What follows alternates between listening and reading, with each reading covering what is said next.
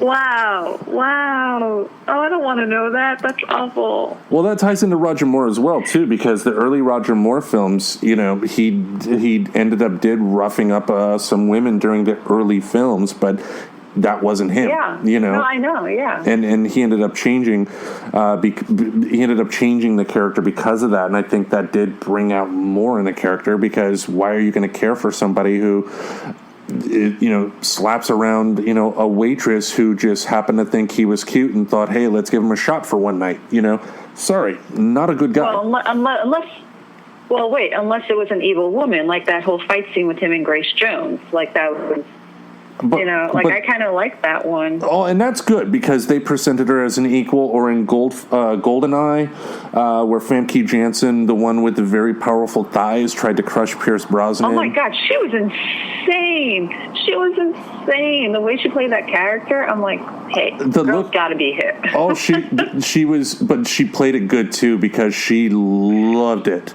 She just absolutely adored that character, and I love Brosnan's line, "No more foreplay." Yeah, no, I remember that. That was great. Yeah, she was totally, That was an insane. She had crazy eyes in that role. That was great.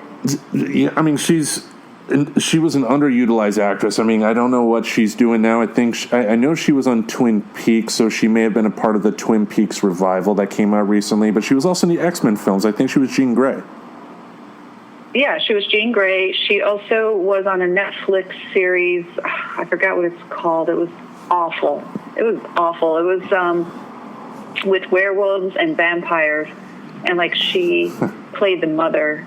And God, it's like I watched the whole thing. Like it was one of those okay, at first it intrigued me, and then it's like it got to a point where I was like, okay, when is this getting better?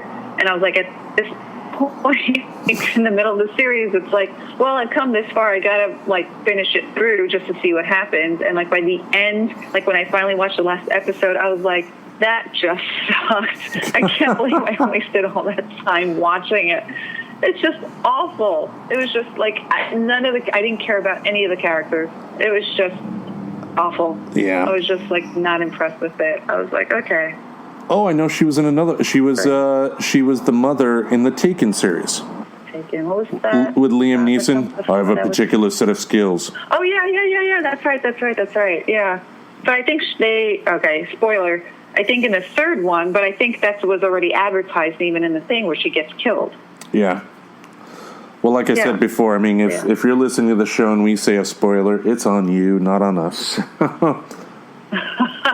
No, but that was actually advertised. So it's like if you've seen the commercial, you know that the mother gets killed. So yeah.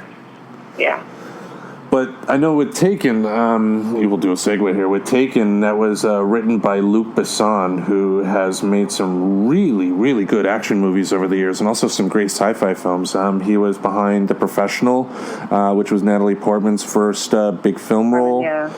He did the amazing Fifth Element movie. He was. I love that. He was the right. I was just watching that earlier today.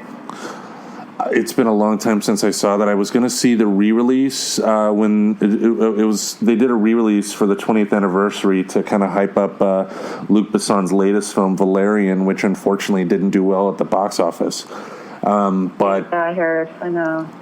And that's sad too, because I mean, Valerian is based on a French comic book, but it's still, at least as far as North America goes, it's technically an original property. It may as well be, because it's not a remake, it's not a reboot, and yet it tanked because people want to complain about sequels and remakes, yet they only go see sequels and remakes. But he made that. He made Valerian. He made the Transporter movies with Jason Statham. He is Great. I love that. And Statham, I mean, one of my favorite action actors today. But Luc Besson, in my opinion, is one of the most underrated action movie directors out there. Yeah. I guess I can agree with that. What's the one? I'm blanking on the guy's name who did the Transformer movies. Marky Mark. You know who I'm talking about. No, the director. Michael Bay. Yeah. Because I feel like his work is getting to be a little bit ridiculous. A little bit. I mean, just a little bit. One of the new Transformers spin-offs is going to star John Cena. So it jumped the shark a long time ago, and that's sad because you put Michael Bay on a movie like Bad Boys, a movie like Pain and Gain, something that's sort of based in real life, that's action-y, but can be expanded upon, can be exaggerated. He's great with those, but he just screwed the pooch with Pearl Harbor and the Transformer movies. He only produced the Teenage Mutant Ninja Turtle remakes that came out a few years back, but they still felt like his movies, and they were garbage. I'm sorry. Well, no, the first Transformer movie I did like. I thought that was good. Second one was okay, but then that was it. And it's like, the problem is, I hate when they feel like they have to make it like a 2.5-hour movie. Now, great, yes, now ticket movie prices are high, so if we're gonna pay for it, great, make it worth it, you know? Yeah. But do I need to sit there for 2.5, 3 hours? No. Do I have to have an explosion in every scene? No. It was just a little bit too much. And I have to say, though, the one thing that I thought was funny was that Michael Bay did do a commercial. This is like, I think it was around the time after the second Transformer movie. He was doing a credit card commercial, I think. And it was kind of like he was making fun of himself, saying like, yeah, and it's like even in the commercial, like there was explosions going on in the background. Like, I thought that was kind of funny, where it's like, okay, that's, you know, because he's being known for that. So, all right, great. But, like, dude, just take it down a notch. It's like he's trying too hard, you know?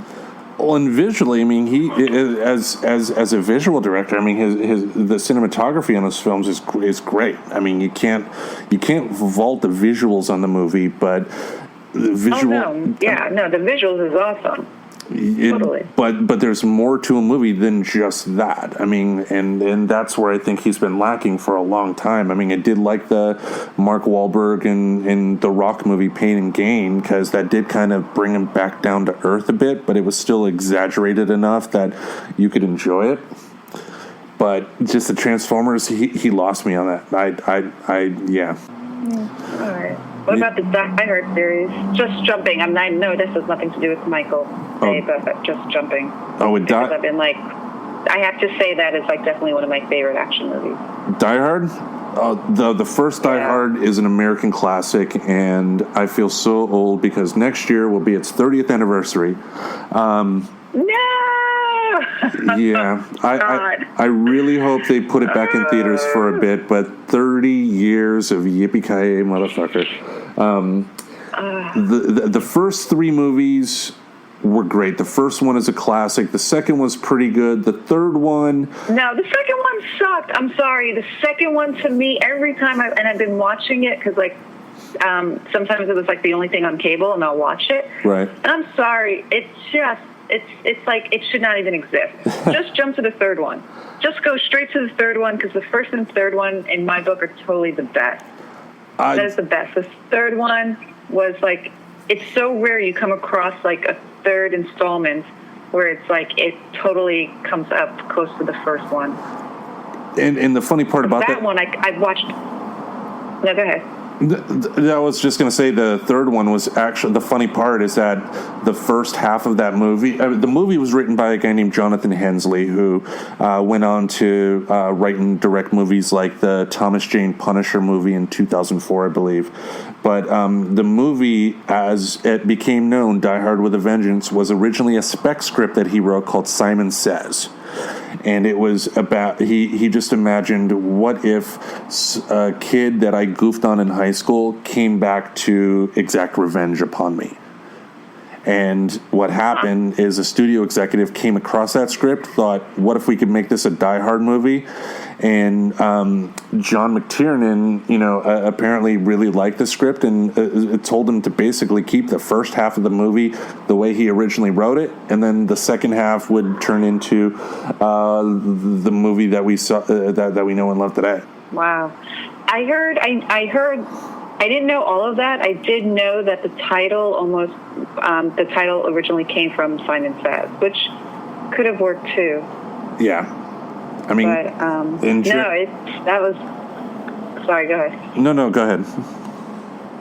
No, I was just gonna say it's like that was just I still to this day I can watch both movies over and over because at one point it was on I don't know one of the cable channels and I just basically every day would come home like the way you've been doing with John Wick too. It's like that's how I've been with Die Hard. Yeah, I mean, and I own Die Hard is one of the few movies I own. I put that on every now and then. The only issue I have with Die Hard, and this annoys me every time I see it, is at the very beginning of the movie when John McClane first arrives at Nakatomi Tower. He goes up to the guard desk and says, "I'm here for the party." And the guard says, type it in on the screen below. And they do that to show that John's estranged wife is using her maiden name at work. Using the maiden name, right? Yeah. But what happens is John McClane says they're on the 30th floor, and then the guard says the most annoying thing: "They're the only people left in the building." If that is the case, why did you make him do that? Why couldn't you just say, "Are you here for the party? Go to the elevator." And the reason that's a stickler to me is this, because you take that scene away with the touchscreen where he discovers his wife is using her maiden name, and then you go upstairs to the party, her maiden name is on the door to her office. You could have easily had the same scene, had him just look at the door, shake his head, give a dirty look. No. I hear you. I totally get what you're saying, but I'll tell you why. It's like, okay, so, and it's funny, that scene never bothered me because A, it set it up, like you said, yes, it set it up for the maiden name, but like it set it up on the door. But B, it set it up to make it clear that they are the only people there, so it's not like anybody else is having parties, it's just them in the building. So they're the only ones who are going to be affected by all of this. But also, I don't know, maybe this is because I'm from New York with security. It doesn't matter if they're the only ones there. Security is really tight in the sense where there can be just like one person and it's like they still need to see ID. You still have to go through the whole process, even if it was called down. So like for security, that kind of falls into like, I didn't even blink twice about that. That is just something that I've come across even in buildings here. Like if I have to go in, that's just how security is.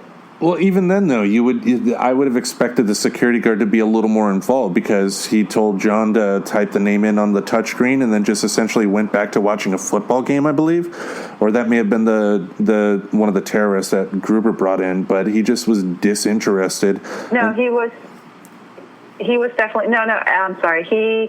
He was the original.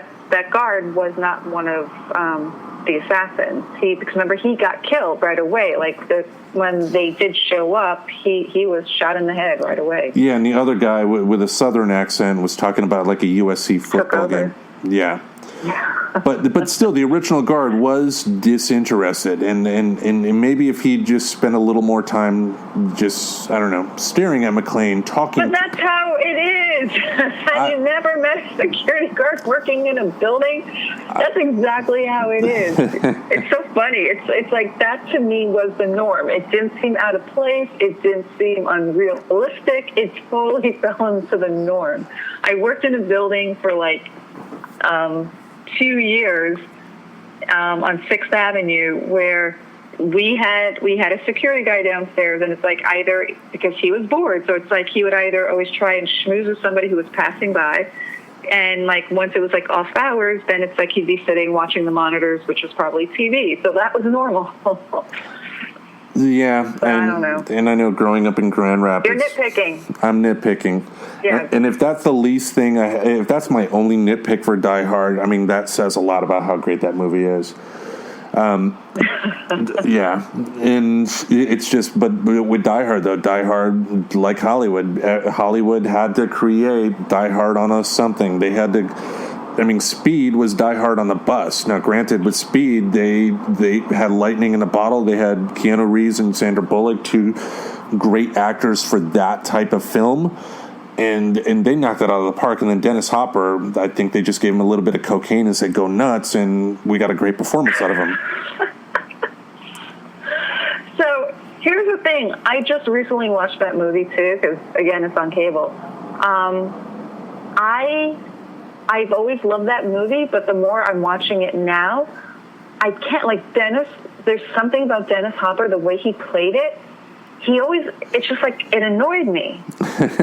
Like, I couldn't wait, like, even from the beginning, and it's like I'm realizing I've had issues, like, from the beginning where, you know, they realize he's in the elevator, they get caught by him, and, you know,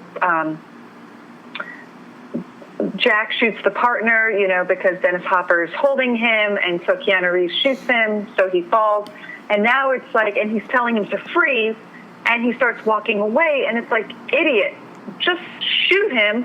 Doesn't matter. Just shoot him in the leg. Like, do something. Like, clip him. But, like, he walks away, and what pisses me off is the way, like, this exact moment where it's like he opens up the door, he stops and does this stupid laugh. And it's like, it was just so awful. I don't know. And I get that's most likely, you know, the direction he was given. Because a lot of times, you know, we forget, like, you know, this is a role, and it's like it's all on the director, like what he wants the character to do, whether even if the script calls for it, how it's just done. And it was just like, I don't know. It's just that little scene, that laugh, pisses me off every time. I'm like, you know. Well, Dennis, like the way the security guard is with you for Die Hard, that's how good for me. Well, the thing with Dennis Hopper, too, I mean, he's a great actor, but he never strikes me as a subtle actor. I mean, it's just when you hire Dennis Hopper, you got Dennis Hopper performance. If you hired him to play a cashier at McDonald's, he's going to be Dennis fucking Hopper, whether you like it or not. Yeah, would you like some cheese with that, man? You know, or I don't know. And that's why I don't do impressions. I get it, but it's just, I don't know. Yeah. I don't know.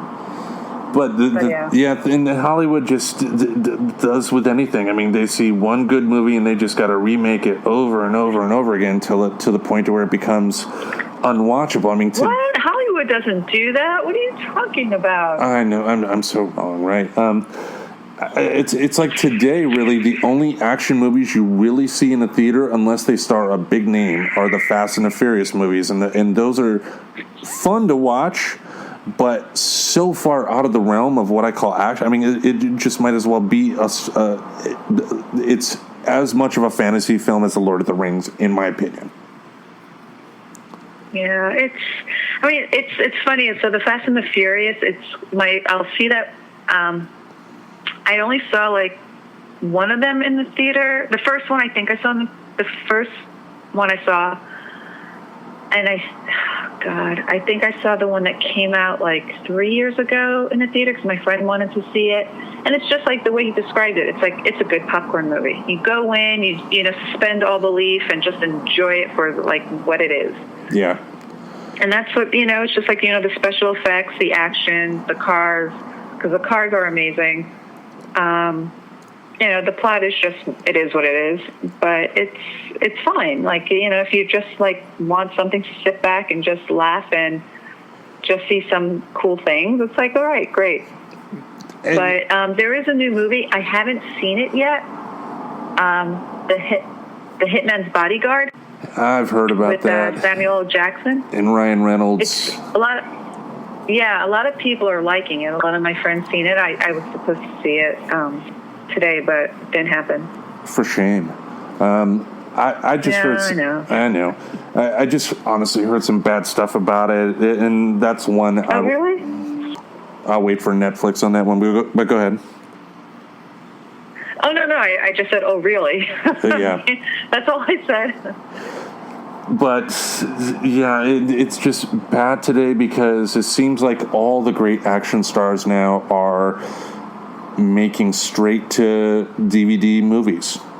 You know, Antonio Banderas making straight-to-DVD movies. Jason Statham making straight-to-DVD movies. Now, occasionally, they will find their way into a mainstream movie. I mean, Jason Statham is now a part of the Fast and Furious franchise, but he doesn't get the mainstream A-list action movies that I feel he deserves.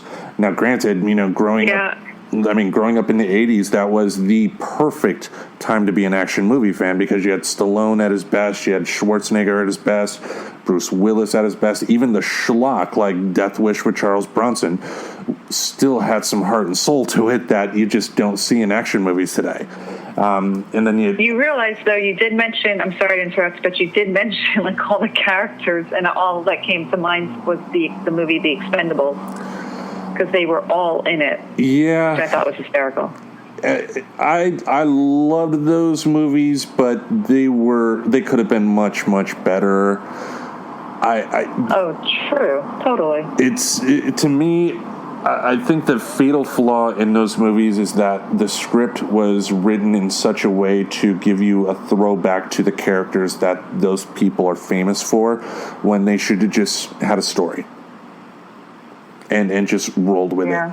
You know, like when I think it was the second or third one where Chuck Norris had his cameo, and it just felt like, you know, now we start the obligatory Chuck Norris cameo, yay! Yeah, they're just throwing all the ingredients in. It's like, oh, an action film. Okay, great. Throw in Arnold. Was Harrison Ford in one of them? I can't remember. Yeah, he was in the third. He replaced Bruce Willis, who asked for a lot of money. Yeah. And Bruce Willis is doing straight-to-DVD movies. I saw one on Netflix it said, I forgot the name of the movie, but it was like Bruce Willis and Mark Paul Gosselaar in this new movie. I'm like, wow. What movie? I forgot the name. But it doesn't really matter. It's like the guy from Saved by the Bell is now doing action movies with Bruce fucking Willis. Yeah. So, I don't get it. I don't either, but I mean, it's like the longer you live, there's no way they can satisfy you the way they used to. I don't know. I'm reflecting on age because I'm going to be 41 in a couple of weeks. Yay. Yay,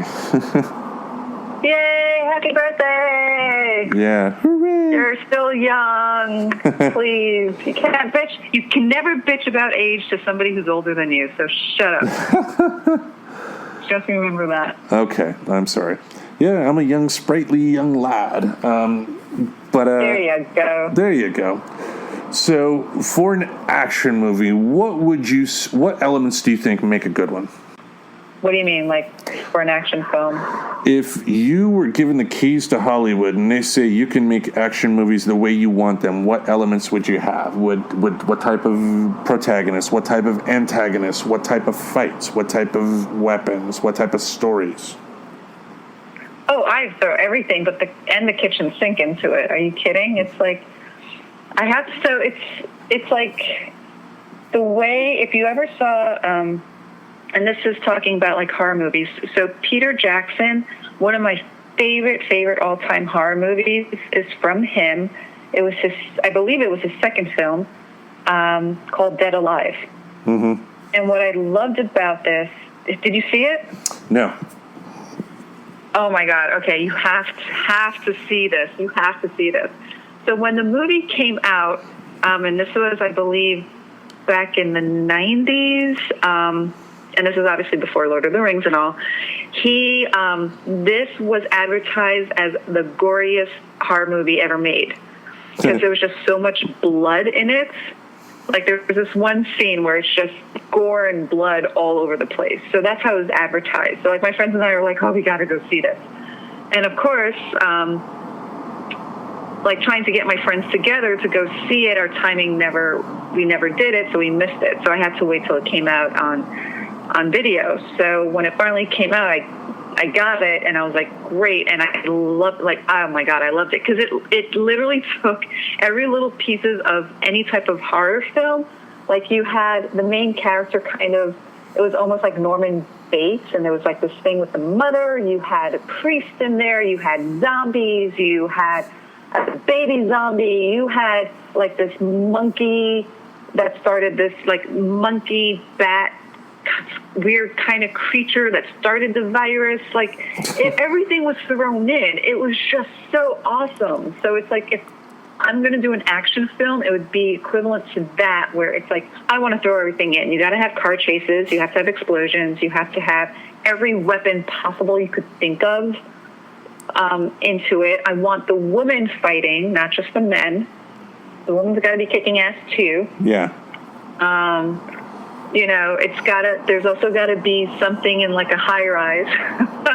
There's always a high rise somewhere in there.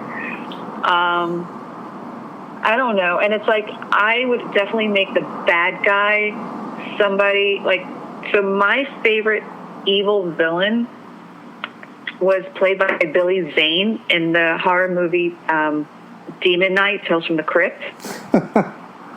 I don't know. There was just something about him. Like, forget Titanic. In this movie, for me, he shined. He played it so well. Like, I just loved him. And he was playing a demon.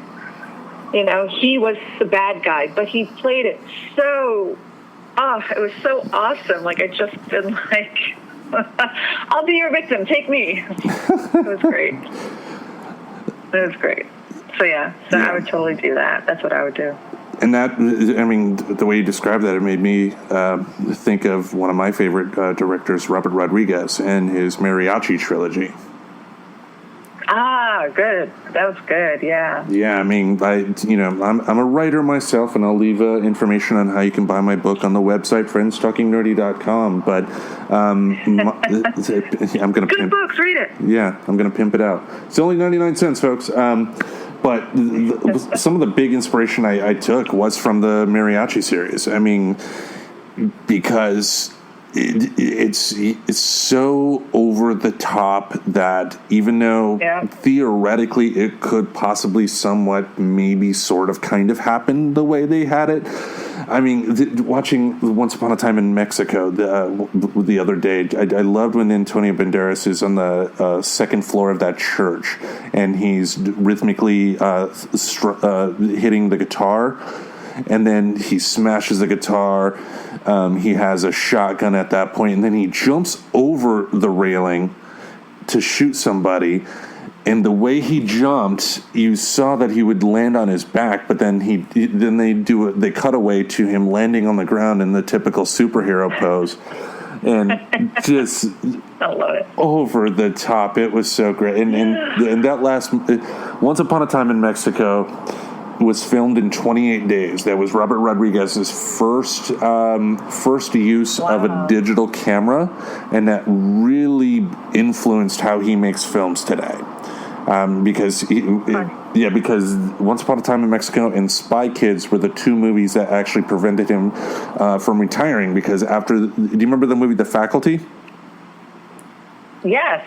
Yeah, I kind of liked that one. It wasn't bad. It wasn't great, but it wasn't bad. I agree. Not a bad film, even though Usher was in it. I hate Usher because when I worked at Best Buy, they had that. Usher was in that? Yeah. He wasn't Usher. He was Usher Raymond because he was serious. But that song that.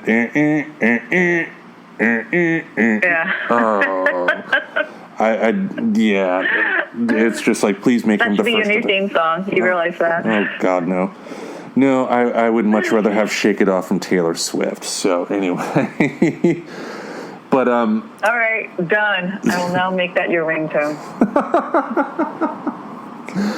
Done and done. I don't know why, but that song was on the radio the other day. I listened to it, and I'm like, damn it, I like the song. God. Anyway. Anyways. Yeah. So we're getting near an hour. So action movies are amazing. I just wish they made them I just wish they would made them a lot better. I don't know. The best ones are ones that actually have a story, you know? Well, of course. But a well-written story, I should say. True. And just don't make it all dark, for God's sakes. I'm so tired of everything having to be so bleak. It's like, dear Lord. Oh, did you watch Baby Driver? No, I want to see that. I want to see that. I'm not going to go into spoilers, but I will say, even for me, the ending of that film got way too dark. It didn't need to be that dark. Don't tell me. No, I'm not. La. No. Yes. But, yeah. But go real ahead. quick, No, sorry. I didn't mean to go ahead. Finish. No, I interrupted you. No, you go ahead. No, because I was going to change. I was going to change onto something real quick. So finish your thought on Baby Driver. It was an okay film. Terrible ending. Your turn. Great! I can't wait to see it now. Thanks, Tim. There's a great promo. No, I was going to say, going back to Jason Statham real quick, because I know we got in discussion with him a while back because I saw him in the movie Spy, because I'm loving Melissa McCarthy work lately. She is awesome. I think she's great. Her physical comedy is awesome. But in that movie, like the way Jason was playing that role, did you see the movie? No. Oh, you didn't see it?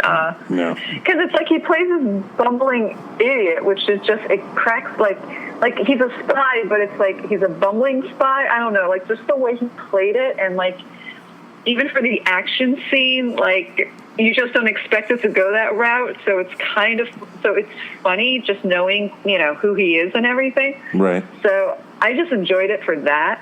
I thought it was great. And then definitely, if you ever do watch it, stay to the end. Like, watch the outtakes, because those are also...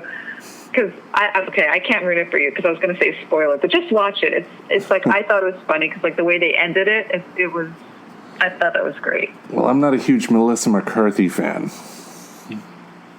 Oh, just watch it. Yeah. Because of the fact that this is a spy movie, and it's like kind of James Bondish, you'll appreciate it. You would totally appreciate it. I thought it was, look, is it the most amazing thing? No, but is it funny and you'll laugh, and it's like you'll appreciate the action and everything? Because she did a great job. She did. So just watch it. Oh, there's another one of his. You'll like it.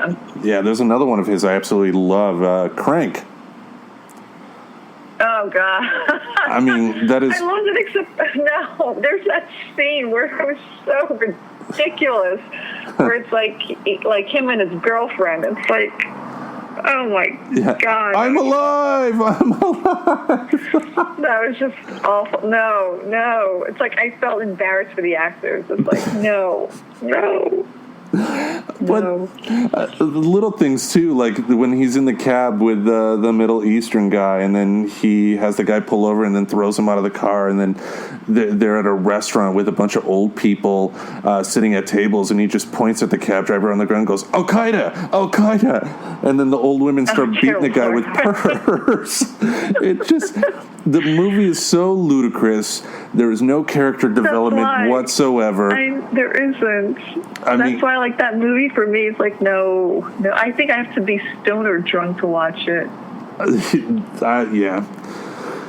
Anyway, I think we'll wrap things up here. I think we had a decent recording, and I know on your time we're recording this at 8:44 Pacific time. That would put you at almost midnight in New York City, so I will get you tucked into bed before midnight. Not literally. Thank you. Yeah. I won't turn into a pumpkin if that's what you're afraid of, but don't worry. It's all good. Yeah. Well, thank you for being on again, and I really appreciate you taking the time to do this. You've been an amazing friend for quite a few years, and I really appreciate the times that we can, just sit back and talk. I really appreciate it. Thank you. Well, thank you. You know I'm just using you, right? What woman doesn't these days? I don't know. I'm using you for none of your money that you don't have.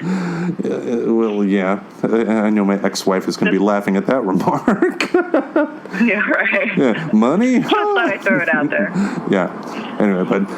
Well, alrighty. All right. Talk to you later. Well, thank you. Alrighty. All right. Bye. Good night.